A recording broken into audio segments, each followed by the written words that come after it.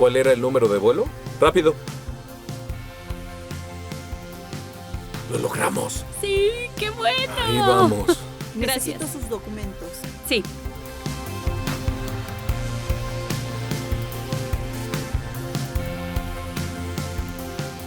Se puede decir que es la persona más famosa en la historia. Más de 2.000 millones de personas afirman seguirlo. Eso es 1/3 de la población mundial. Es representado en el arte y la literatura, más que cualquier otra figura. La revista Time lo llamó la persona más influyente que haya vivido. Pero ¿quién es Jesús? Gran parte de mi vida no fui cristiano. Yo provengo de una familia de abogados litigantes mediadores. Mi padre era abogado, mi madre era abogada, mi hermana es abogada, mi hijo obtuvo la licencia, mi hija obtuvo la licencia, mis abuelos de ambos lados fueron abogados, mi tío era abogado. Si tuviera un gato, seguro habría sido abogado. Mi padre era judío secular. Él escapó del Holocausto. Gran parte de su familia murió en el Holocausto. Mi madre no iba a la iglesia. Mi padre se describía como agnóstico. Y yo llegué a la conclusión de que era un ateo siendo adolescente. Y creo que era un ateo contencioso. No salía a convertir personas al ateísmo, pero si alguien quería convertirme al cristianismo, entonces yo tenía algo que decir sobre el tema. Y era muy desconfiado de los cristianos. Yo me topé con uno o dos en mis vacaciones y tenían estas sonrisas que me parecían muy sospechosas. Y en mi primer año de la universidad tenía una habitación junto a mi gran amigo, Nicky Lee. Le advertí que se cuidara de los cristianos. Le dije, no dejes que entren a tu habitación, sea lo que sea. Pero era muy tarde. Conoció a varios y una vez él y su novia en ese entonces, ahora su esposa, Sila, me buscaron y dijeron que se habían vuelto cristianos. Estaba horrorizado porque eran personas encantadoras. Y pensé, ¿cómo puedo ayudarlos? No sabía nada al respecto, así que se me ocurrió investigar. Entonces pude encontrar una vieja Biblia. Y esa noche comencé a leerla. Comencé por el principio del Nuevo Testamento. El Evangelio de Mateo, Marcos, Lucas. Llegué a la mitad del Evangelio de Juan a las 3 de la mañana y me quedé dormido. Al día siguiente continué leyendo. Todo ese día, todo el siguiente día y el día después. Era estudiante, entonces no tenía trabajo que hacer. Y cuando llegué al final del Nuevo Testamento, llegué a la conclusión de que era verdad. No puedes probar el cristianismo de forma matemática ni tampoco científica. La ciencia obviamente es importante, pero la ciencia contesta preguntas muy diferentes. La ciencia contesta las preguntas ¿cuándo y cómo es que este mundo comenzó? Pero no contesta la pregunta ¿quién y por qué? Imagina que tengo un pastel que yo preparé y se lo doy a un científico. El científico podría responder la pregunta ¿cómo se preparó? Tal vez pueda decirte cuándo se preparó, pero solo yo te puedo decir quién lo hizo y por qué lo hizo. Ya que solo el creador del pastel puede hacerlo, solo yo puedo decir yo hice el pastel. Y te puedo decir por qué hice el pastel. Y es lo mismo con este universo, solamente el creador puede revelar quién hizo este mundo y por qué lo hizo. Lo que afirma el cristianismo es que Él ya lo ha hecho. El Creador se ha revelado a sí mismo. Y se ha revelado a sí mismo en la persona de Jesús. Y la evidencia no es evidencia científica. Esa no es la única clase de evidencia, sino evidencia histórica.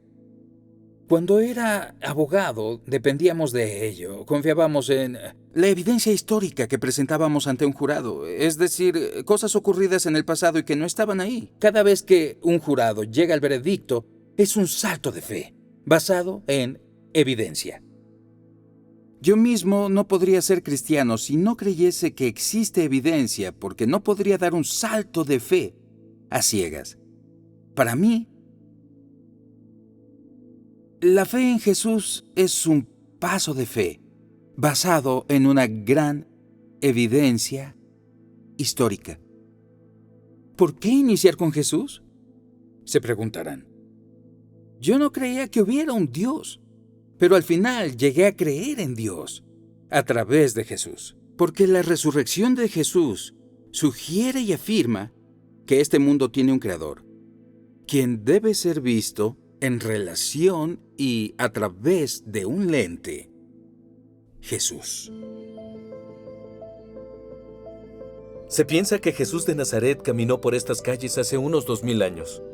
¿Pero hay alguna evidencia de que en verdad existió? Bueno, en realidad hay bastante evidencia. Ningún historiador serio negaría que Jesús existió. Los historiadores romanos Tácito y Suetonio escribieron sobre Jesús. Asimismo, el historiador judío del primer siglo, Josefo, lo describió como Jesús, el hacedor de milagros, y luego continúa detallando su crucifixión y presunta resurrección. Así que hay evidencia de la existencia de Jesús fuera del Nuevo Testamento, pero la mayoría de la evidencia viene del Nuevo Testamento. Y alguien podría decir: bueno, el Nuevo Testamento fue escrito hace tanto tiempo ya, ¿cómo sabemos que fue redactado y no se ha alterado con los años? La respuesta es que sí sabemos, por una ciencia llamada crítica textual. La crítica textual examina el número de copias de textos antiguos que están disponibles en la actualidad e investiga el lapso de tiempo entre el documento original y la copia más antigua que existe. Básicamente, entre más manuscritos tengamos y entre más antiguos sean, de hecho existirá todavía menos duda sobre el original. Ahora, hay que comparar la Biblia con otros textos de la historia antigua, aquellos que son ampliamente usados en escuelas y universidades. Hablemos de los historiadores griegos Heródoto y Tucídides. Ambos escribieron en el siglo V a.C. Pero el texto más antiguo de esas escrituras que tenemos datan del 900 después de Cristo.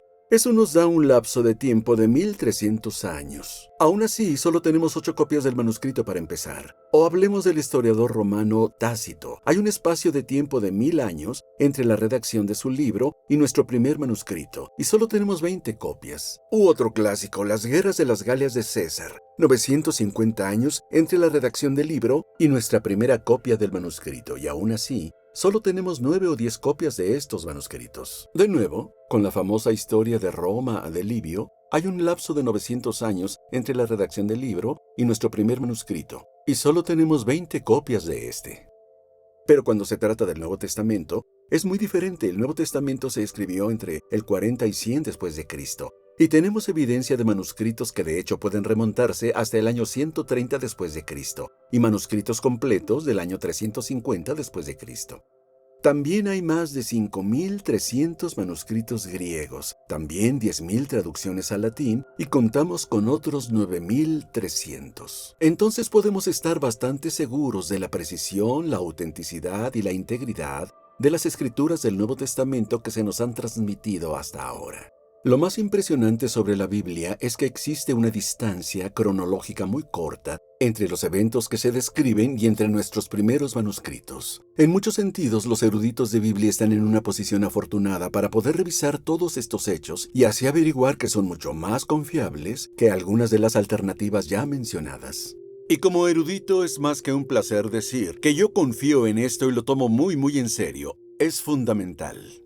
El profesor F.J.A. Hort, uno de los grandes investigadores en el área de la crítica textual, concluyó que, por la variedad y abundancia de la evidencia en la que se sostiene, el texto del Nuevo Testamento se distingue absolutamente de lejos entre los escritos de prosa antiguos. Y ningún historiador secular discreparía con esa conclusión.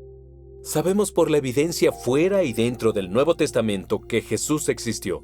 Pero ¿quién era Él? Bueno, sabemos que era un ser humano, tenía un cuerpo humano, comía, bebía, sudaba, se cansaba, sufría dolor y tenía emociones humanas. Amor, alegría, tristeza y experiencias humanas. Tuvo la experiencia de crecer en una familia, de la educación, de tener un trabajo, de ser tentado y experimentó la pérdida, el sufrimiento, la tortura y hasta la muerte. Muchos en la actualidad dirían, bien, era un ser humano, pero solo un ser humano. Tal vez era un gran maestro religioso, pero no más que eso. Otros dirían, era mucho más que eso. Bono, el líder de la banda U2, dijo: no creo que puedas resolverlo fácilmente diciendo que era un gran pensador o filósofo, porque de hecho él decía que era el Mesías. Por eso fue crucificado. Fue crucificado porque dijo que era el Hijo de Dios. Entonces, a mi parecer, o era el Hijo de Dios o estaba loco. Y me resulta difícil aceptar que millones y millones de vidas, la mitad de la Tierra por unos 2000 años, hayan sido tocados e inspirados por un loco. Eso yo no lo creo. Y luego dijo, yo creo que Jesús era el Hijo de Dios. ¿Qué evidencia existe que sugiera que Jesús era más que solo un gran maestro religioso? Hay dos partes en este argumento. La primera es, ¿cómo se consideraba Jesús a sí mismo? Si no creía que era Dios, es el final del argumento. Pero si creía, el siguiente argumento es, ¿tenía razón? Entonces, ¿qué es lo que decía Jesús sobre sí mismo? Nuestra primera evidencia es el hecho de que sus enseñanzas se centraban en su persona. Los grandes maestros religiosos alejan la atención de ellos. Dicen, no me miren. Miren a Dios. Jesús, quien personificaba la humildad al señalar a Dios, se señalaba a sí mismo. Decía, vengan a mí. Hemos hablado de esta búsqueda de sentido y propósito, la sensación de un hambre espiritual que otras cosas no logran satisfacer. Jesús decía, yo soy el pan de vida. Yo soy el único que puede satisfacer esa hambre espiritual. Las adicciones son un grave problema en nuestra sociedad. Jesús dijo, si el Hijo, en otras palabras, si Él mismo los libera, serán ustedes verdaderamente libres. También hay cosas que llevamos adentro. Preocupación, ansiedad, culpa, miedo. Jesús dijo, vengan a mí todos ustedes que están cansados y agobiados, y yo les daré descanso. Él dijo, quien los recibe a ustedes, me recibe a mí. Y quien me recibe a mí, recibe al que me envió. El que me ha visto a mí, ha visto al Padre.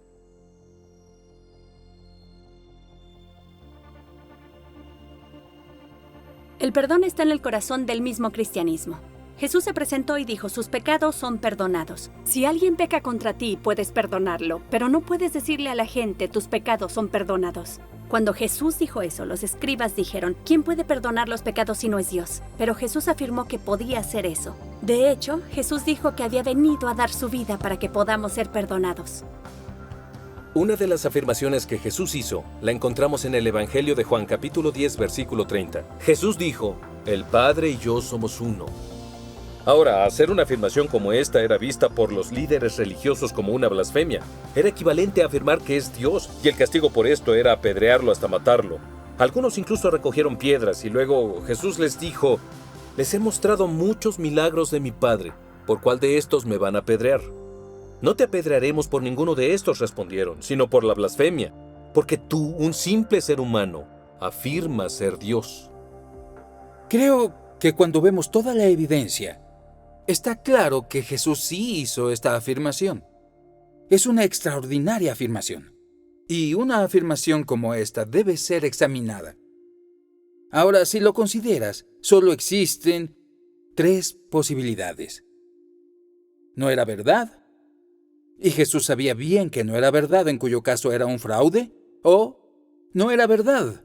Y solo él no se daba cuenta, genuinamente creía que era el Hijo de Dios, en cuyo caso era un iluso, diríamos que era un demente. Pero lógicamente solo queda una sola posibilidad. Y esta es que es verdad, estaba diciendo la verdad. C.S. Lewis, profesor de Cambridge, famoso por ser el autor de las Crónicas de Narnia, lo pone así.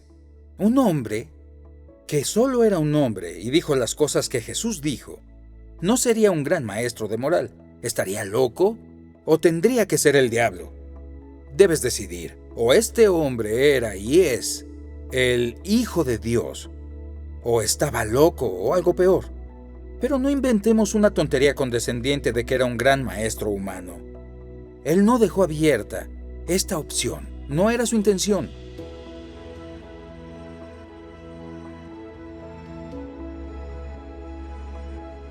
Jesús, y hay muchas versiones. A mí me gusta verlo como si existió realmente alguien revolucionario. Un ser humano que tal vez existió hace mucho tiempo. Es como un personaje, es como un Superman, básicamente. Es lo que yo siento. Voy a ser un poco emocional ahora, es la persona que le dio un poco de sentido a mi vida. Él quiso venir a demostrar que éramos alguien que valía la pena, la humanidad. Es quien yo creo que es Jesús. El Hijo de Dios. Jesús es un hippie. Es un hippie de hace muchos años. El Hijo de Dios. No sé, un supuesto hombre. El todo, el que nos hizo, el creador. Una persona que vivió hace muchos años y que fundó una religión que causó un gran impacto, una revolución social y cultural en el mundo.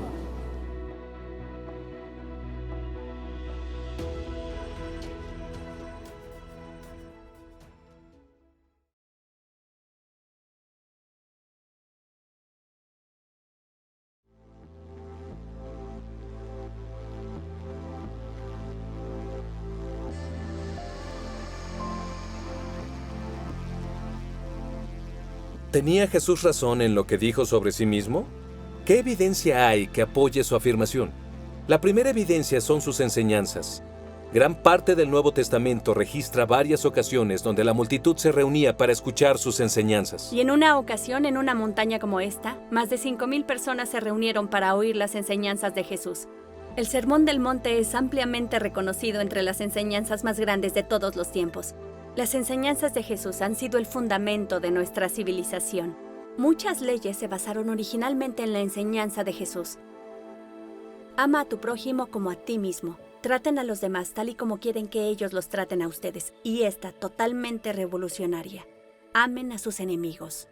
De hecho, hemos avanzado en todos los campos de la ciencia y la tecnología, y aún así, en 2000 años, nadie ha mejorado las enseñanzas de moral de Jesús. Son las palabras más grandes jamás mencionadas. Son las palabras que esperarías que Dios dijera.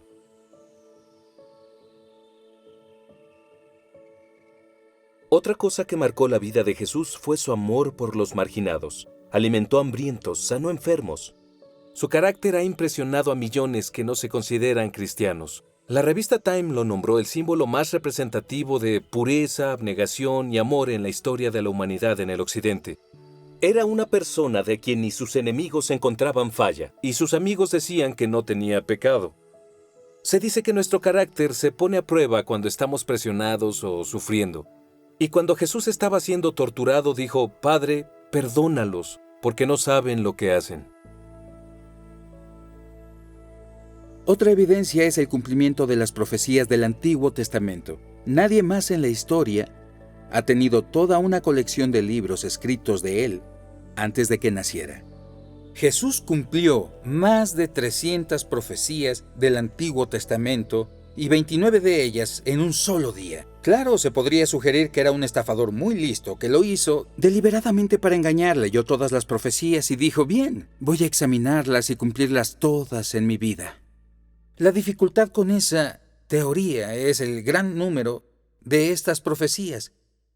Y el hecho de que, humanamente hablando, no tenía control de muchas de estas cosas. Había profecías sobre la forma de su muerte, el lugar de su sepultura, el lugar de su nacimiento. Un estafador astuto diría: supuestamente debería haber nacido en Belén. Es muy tarde. Ahora, nuestra última evidencia. Él conquistó la muerte. La resurrección física de Jesús es la piedra angular del cristianismo. Y esto es relevante para todos nosotros porque vamos a morir. Es un hecho definitivo. Morimos todos. ¿Vas a un funeral? El ataúd es sepultado en la tierra. Eso parece como algo definitivo. Y lo es. A menos de que Jesús muriera, fuera sepultado y luego volviera a la vida. En cuyo caso, la muerte ha sido conquistada. ¿Pero esto es solo una ilusión?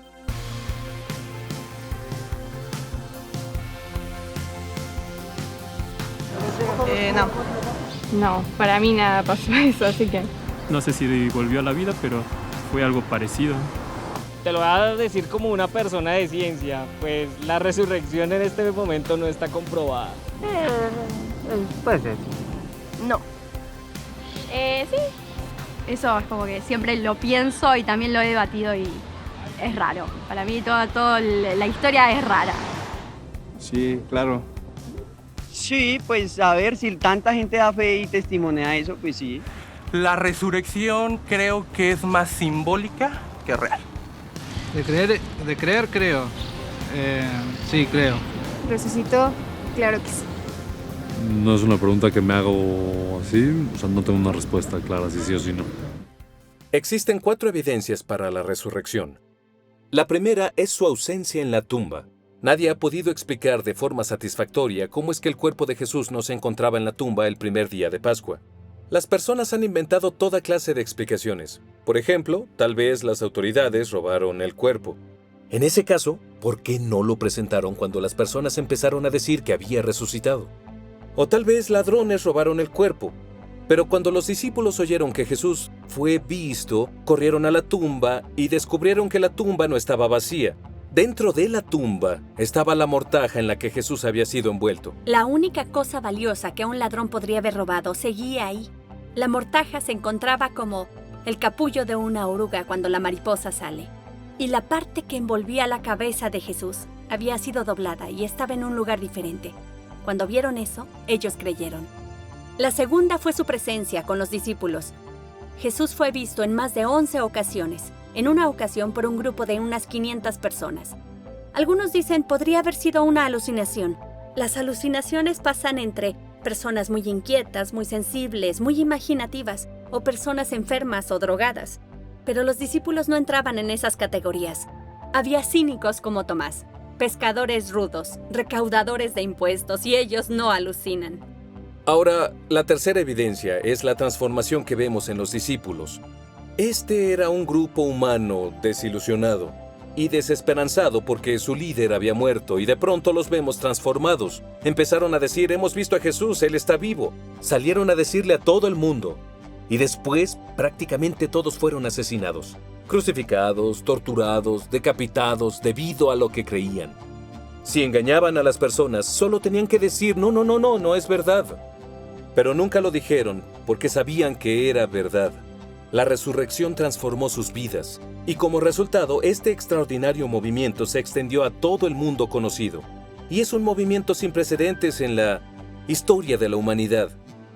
Y la cuarta sigue pasando en la actualidad. Ahora hay más de 2.300 millones de cristianos en el mundo, de todas las etnias, continentes, economía, nacionalidad, sociedad e intelecto. Todos ellos hablan de este encuentro con Jesús resucitado.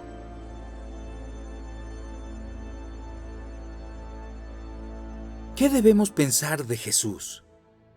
Me parece muy claro que Jesús realmente afirmó ser un hombre cuya identidad era Dios. Y cuando revisamos la evidencia de sus enseñanzas, su vida, su carácter, el cumplimiento de las profecías y su resurrección, decir que estaba loco o era un fraude me parece absurdo, ilógico, de hecho, impensable. Por otro lado, tenemos la evidencia más sólida que existe de que lo que Jesús dijo sobre sí mismo era verdad. Y cuando yo miré la evidencia, cuando leí el Nuevo Testamento, llegué a la conclusión de que era verdad. No quería volverme cristiano, porque pensaba que si me volvía cristiano, la vida sería muy miserable desde ese momento, y traté de posponerlo. Pensé, seré cristiano cuando esté en mi lecho de muerte. Luego me di cuenta que eso no sería intelectualmente honesto. Entonces, a regañadientes, fue que dije, de acuerdo, sí. Y en ese momento, todavía puedo recordar ese momento con claridad. Bajó de aquí, de mi cabeza, convencido de que era verdad. Aquí a mi corazón, tuve la experiencia de una relación hermosa con Jesús. Y encontré lo que, en retrospectiva, inconscientemente había estado buscando siempre. Algo que pudiera darle el máximo sentido y propósito a mi vida, y este era el último lugar en la tierra donde esperaba encontrarlo. Pero en ese momento descubrí que lo que Jesús dijo era verdad. Jesús dijo: yo he venido para que tengan vida y la tengan en abundancia. Realmente es verdad que Dios se reveló a sí mismo en Jesús. Jesús en verdad es quien afirmó ser. Jesús realmente resucitó. Hay esperanza después de esta vida. Hay esperanza para esta vida. Ahora mismo, en esta vida, en un encuentro con Jesús, encontramos vida y vida en abundancia.